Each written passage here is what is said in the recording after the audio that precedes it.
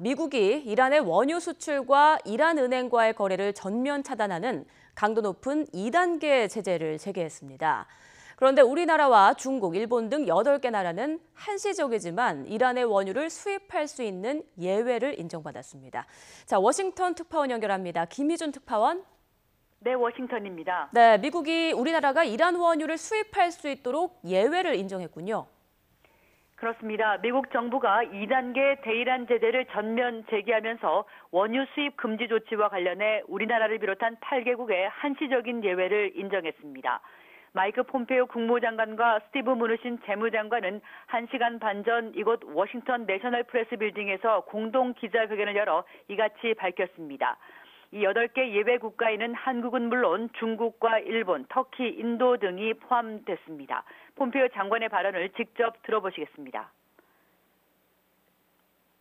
Each of those countries has already demonstrated significant reductions of the purchase of Iranian crude over the past 6 months. 이들 8개국은 최대 180일까지 이란산 원유를 수입할 수 있으며 이후 석 달마다 조건부로 제재 면제 신청을 갱신해야 합니다.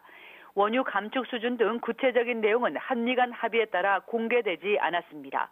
또 이들 예외국에 대해서는 이란과의 교역을 위한 자국 통화 교역 결제도 인정됐는데요. 이에 따라 원화 결제 시스템도 유지되게 됐습니다.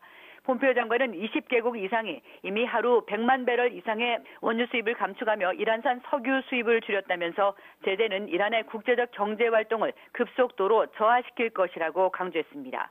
그러면서 이란과의 새로운 합의가 가능하기를 희망한다고 밝혔습니다.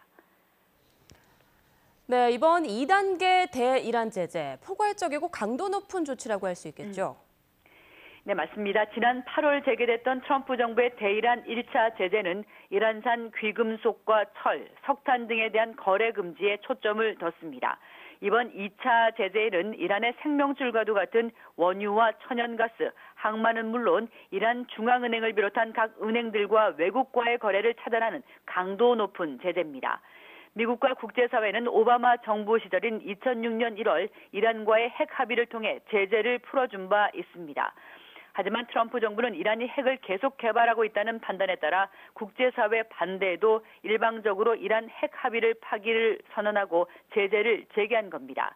이란은 정권의 최대 자금줄인 원유와 금융거래 등을 금지해 이란의 핵 개발은 물론 테러단체 지원 활동 등을 전면 차단하겠다는 겁니다. 이를 통해 이란과의 새로운 핵 협상을 미국에 유리하게 이끌겠다는 건데요. 당연히 이란 정부는 강력히 반발하고 있습니다. 특히 중국이 강력히 유감을 표명하고 독자 제재 반대의 뜻은 분명히 밝히고 있습니다. 여기에다 유럽연합 EU가 미국 독자 제재에 동참하고 있지 않아 제재 효과가 과거보다 약할 것이라는 전망도 나오고 있습니다. 미국 정부의 이 같은 움직임은 북미 간 고위급 회담과 비핵화 협상이 본격화하는 가운데 북한을 압박하는 측면도 있을 것으로 분석됩니다. 지금까지 워싱턴에서 전해드렸습니다.